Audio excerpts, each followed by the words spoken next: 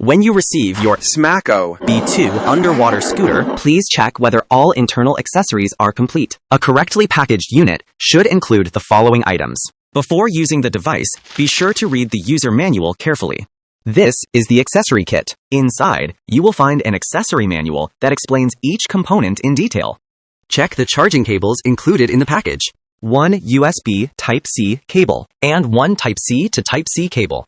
Please operate the device according to the user manual. Turn on the power switch. Press and hold the button on the right handle for 2 seconds. Press the front trigger on the handle. The speed can be adjusted by the amount of pressure applied. Tap the button to switch modes. After hearing 2 beeps, the mode change is complete.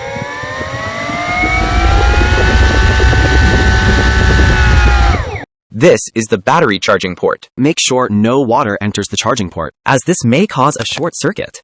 The maximum charging power of the battery is 100 watts. During charging, the front indicator light will flash to indicate charging status. If you have any questions, feedback, or need assistance, please visit smacadive.com.